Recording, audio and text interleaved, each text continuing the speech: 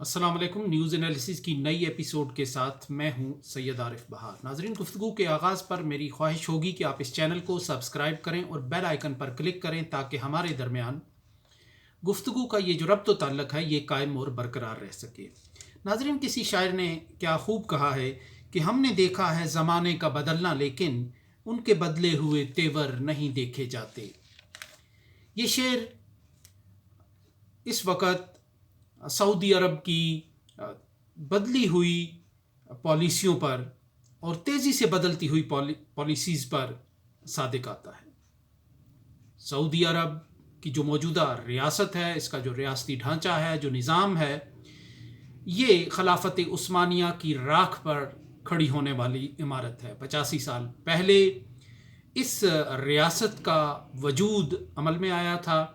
اور اس وقت عمل میں آیا تھا جب خلافت عثمانیہ کا خاتمہ ہو گیا تھا، اور شریف مکہ کی بغاوت کے بعد پھر یہ ایک انٹرنیشنل جو فورسز تھیں جنہوں نے خلافت کو ختم کیا تھا، انہوں نے پھر سعودی عرب کے جو مقامی سردار تھے ان کے ساتھ ایک معاہدہ کیا، جس کے تحت سعودی عرب کے اقتدار اور اختیار پر آل سعود کا حق فائق جانا گیا، اور سعودی عرب کی جو مذہبی معاملات تھے اس پر محمد بن عبد الوہاب کی جو نظریات کی ایک اجارہ داری تسلیم کی گئی تھی۔ یوں یہ محمد بن عبد الوہاب کی نظریات اور آل سعود کا جو اقتدار ہے، یہ دو الگ ایک دریا کے، یعنی دو الگ دھارے تھے لیکن بہم متصل بھی تھے۔ اب 85 سال کا ایک عرصہ گزر چکا ہے، اور محمد بن سلمان ایک نئے ریفارمر کے طور پر سعودی عرب میں ابھر رہے ہیں۔ وہ سعودی عرب کے قدیم نظریات کو، جن پر سلفی چھاپ تھی، وہابی چھاپ تھی جن کو کہا جاتا ہے نظریات کو عرف عام میں، اب سعودی عرب جو تیزی سے بدلتا جا رہا ہے، اور اب وہ ان نظریات سے اپنا دامن چھڑا رہا ہے۔ بہت سے ایسے اقدامات کیے گئے ہیں۔ محمد بن سلمان کا جو ویژن ہے، جو ان کا پروگرام ہے 2030، اس میں یہ نظریات اب فٹ نہیں بیٹھتے، اس میں یہ نظریات اذکار رفتہ ہوتے چلے جا رہے ہیں۔ اس نظریے سے، اپنے اس 85 سال کے ماضی سے دامن چھڑا کر سعودی عرب ایک جدید اور جو عرف عام میں روشن خیال اور اعتدال پسند اور ایک معمول کی جو ریاست ہے وہ بننے کی طرف گامزن ہے۔ سعودی عرب اپنی آمدن کے پرانے ذرائع پر انحصار ختم کر کے اب نئے اور جدید ذرائع تلاش کر رہا ہے، بلکہ تلاش کر چکا ہے، جدید اور نئے وینیوز دیکھ چکا ہے، اور ان میں ایک سیاحت بھی ہے۔ وہ ایک مذہبی سیاحت کو ایک نیا رنگ و آہنگ دینے جا رہا ہے۔ خواتین کو ڈرائیونگ کی اجازت سے شروع ہونے والا سفر اب ایک انٹرنیشنل میوزک کنسرٹ اور فلم فیسٹیول کی صورت میں تک جا پہنچا ہے، جو ابھی حال ہی میں ہوا، جس میں رنگ و نور کی ایک برسات سعودی سرزمین پر اپنا جلوہ دکھا رہی تھی، جس میں میوزک بجایا جا رہا تھا۔ اور اب ویلنٹائن ڈے اور اسی طرح جو کرسمس ہے وہ بھی حکومت کی سہولت کاری کے ساتھ سرپرستی میں منائی جانے لگی ہے۔ نیوم کے نام سے ایک نیا شہر بسایا جا رہا ہے، جس میں بہت سی آزادیاں ہوں گی کہ جو خدا کا گھر دیکھنے والے وہاں اب خدا کی شان بھی دیکھ سکیں گے، آسانی کے ساتھ دیکھ سکیں گے۔ یعنی جو ہر اس شخص کی دلچسپی کا اب وہاں سامان موجود ہے کہ وہ چاہے تو خدا کا گھر دیکھے یا نیوم میں جا کے خدا کی شان دیکھے۔ سعودی عرب میں تبدیلیوں کا یہ جو سفر ہے، یہ جو محمد بن سلمان کی قیادت میں اب شروع ہو گیا ہے، یہ رکنے والا نہیں ہے۔ چونکہ سعودی عرب نے جب اپنے وہاں مسلمانوں کے دو بڑے مراکز ہیں، مقدس مقامات ہیں، مسلمان وہاں سے روحانی اور دینی تگ و تاز حاصل کرتے ہیں۔ جنرل ضیاء الحق اکثر جو کہا کرتے تھے کہ میں اپنی بیٹری چارج کرانے وہاں جاتا ہوں عمرے کے لیے، سعودی عرب میں مقامات مقدسہ میں، مکہ اور مدینہ میں، تو تقریباً ہر مسلمان وہاں سے ایک توانائی حاصل کرتا ہے، رہنمائی حاصل کرتا ہے۔ تو لامحالہ سعودی عرب کی اس حیثیت کا پھر ایک نفسیاتی اثر پوری دنیا کے مسلمانوں پر پڑتا ہے. پوری دنیا کے مسلمان وہاں سے شعوری طور پر یا لاشعوری طور پر وہ وہاں سے ایک رہنمائی اور فکری غذا حاصل کرتے ہیں. سعودی عرب جب ان نظریات کے تابع تھا تو اس کے اثرات افریقہ سے یورپ تک، ایشیا سے امریکہ تک جا بجا دکھائی دیتے ہیں، دیدہ زیب مساجد کی صورت میں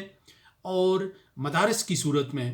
یہ اثرات جو ہے ہمیں نظر آتے ہیں کہ وہ مساجد جن کی تعمیر میں سعودی عرب نے اپنا سرمایہ لگایا، سعودی عرب کے مخیر حضرات نے اپنے وسائل جھونکے،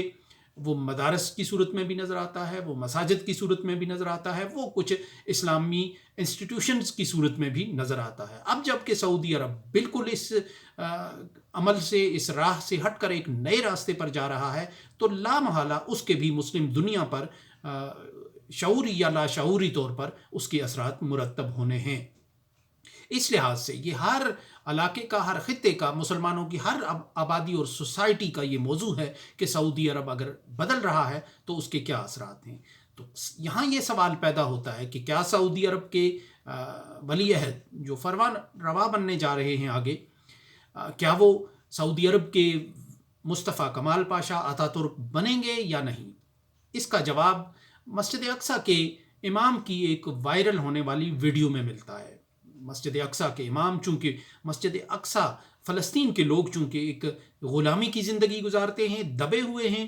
وہ زیادہ ووکل ہیں، وہ زیادہ جرت مند ہیں، وہ زیادہ جذباتی ہیں، وہ اپنی بات لگی لپٹی رکھے بغیر کہتے ہیں، وہ مصلحت سے بے نیاز اور بالاتر ہو کر اپنی بات کرنے کے عادی ہیں. یہ خوبو ان میں آئی ہے. یہ ہر قبضے والی جگہ پہ، یہ ہر غلامی کا احساس رکھنے والی آبادی میں یہ خوبو آتی ہے. اس خوبو کا فرق جو ہے وہ سری نگر اور مظفر آباد میں بھی ہم محسوس کر سکتے ہیں کہ سری نگر کے لوگ، سری نگر کے جو سیاسی کارکن ہیں وہ زیادہ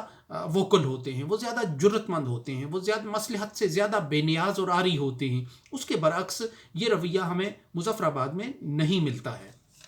اسی طرح مسجد اقصیٰ کے اس امام صاحب نے بہت سے الزامات عائد کیے ہیں، بہت جرت کے ساتھ، بہت صاف گوئی کے ساتھ انہوں نے محمد بن سلمان کی پالیسیز کا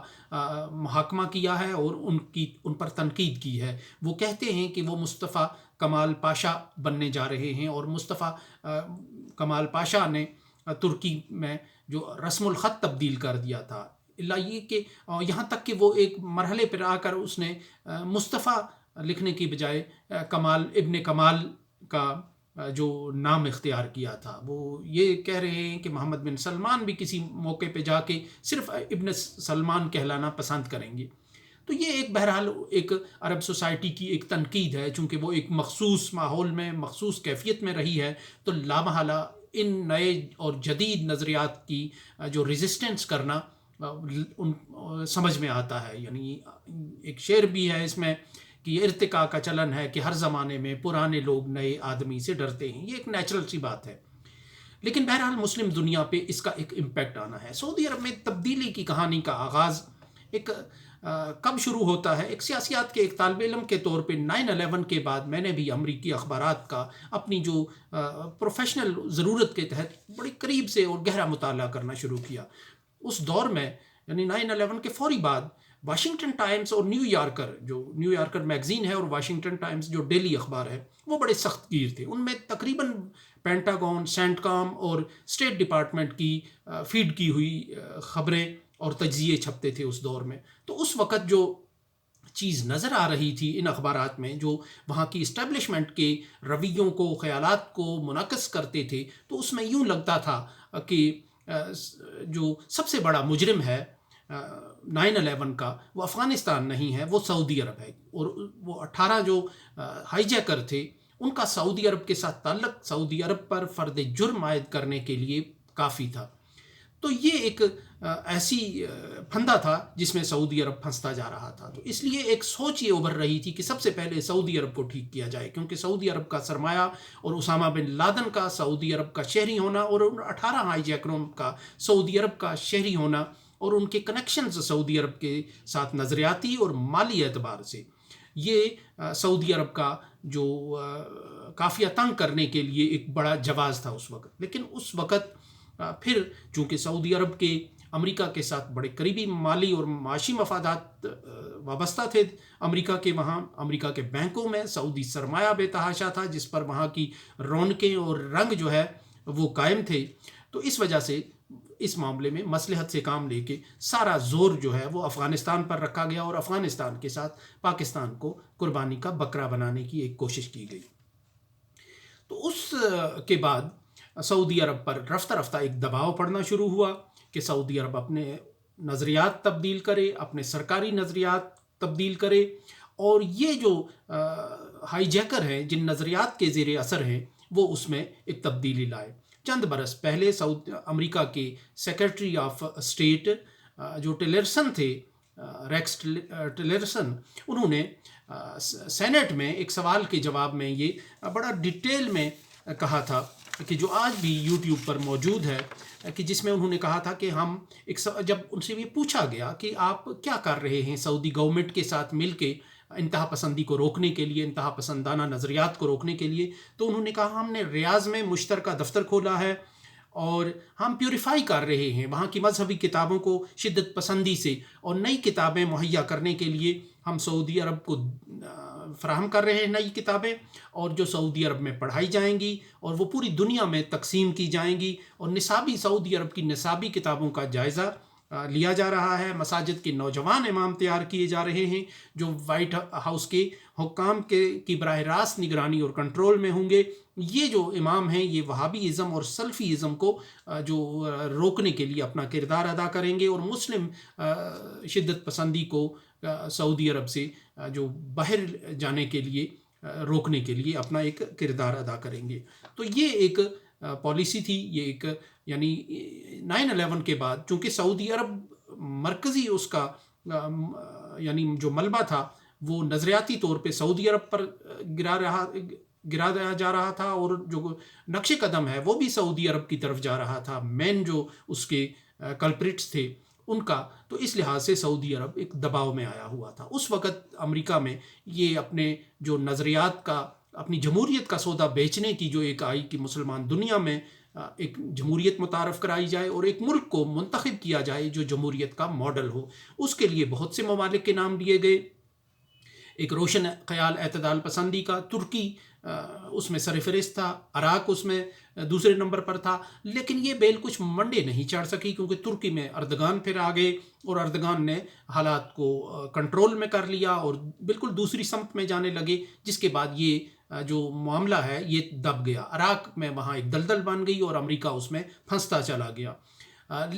پاکستان نے جب یہ دیکھا، اور جنرل مشرف اس وقت نئے نئے آئے تھے، انہوں نے اقتدار سنبھالتے ہی دو کتے اپنی گود میں اٹھا کر ٹائم میگزین کے ساتھ فوٹو سیشن کیا اور ٹائم میگزین کو انٹرویو دیتے ہوئے کہا کہ وہ مصطفیٰ کمال پاشا یعنی اتا ترک سے متاثر ہیں، وہ سب سے زیادہ ان سے متاثر ہیں. یہ مغرب کے لیے ایک پیغام تھا کہ مغرب کو جس رول ماڈل کی ضرورت ہے مسلم دنیا میں جمہوریت کا سودا بیچنے کے لیے، میں اس سے سب سے مناسب آدمی ہوں. انہی دنوں پاکستان کی حکومت کے زیر جو اہتمام ہے امریکہ میں پاکستان کا سفارت خانہ، اس نے ایک تقریب کے کارڈ جاری کیے، دعوتی کارڈ جاری کیے، اور اس میں پاکستان کا جو روایتی اور سرکاری نام ہے اسلامی جمہوریہ پاکستان، وہ لکھنے کی بجائے ڈومین آف پاکستان کا نام لکھا. یعنی یہ لگ رہا تھا کہ جنرل مشرف اس ضرورت کے لیے بروئے کار آنے کو تیار ہیں، وہ پاکستان کے لیے اپنی شخصیت کے لیے وہ مارکیٹنگ کر رہے ہیں امریکہ میں کہ وہ ایک بہترین روشن خیال اور اعتدال پسند مسلم دنیا کے قائد کے طور پر ابھر سکتے ہیں. لیکن چونکہ پاکستان میں بھی دو سوچوں کی ایک کشمکش ہے، جنرل مشرف کا یہ جو خواب ہے اور ان کی یہ کوشش ہے اس کا اسقاط ہو گیا اور یہ پوری نہ ہو سکی. اور پھر بالآخر ان کے جو جانشین ہیں جنرل اشفاق پرویز کیانی، انہوں نے جب ان سے کمانڈ سٹک لینے کے بعد ایک معنی خیز بیان دیا اور انہوں نے کہا کہ اسلام ہی پاکستان کی ریاست کا رہنما اصول ہوگا. یہ ایک واضح پیغام تھا کہ جنرل مشرف کی جو مہم جوئی ہے وہ ختم ہو چکی ہے اور پاکستان کی جو ریاست ہے وہ دوبارہ جو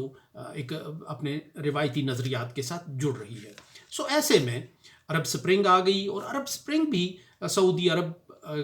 کے حکمرانوں کے اقتدار کو ہلا سکتی تھی، لیکن وہ سعودی عرب کو چھوئے بغیر گزر گئی. بہت سے پرانے اذکار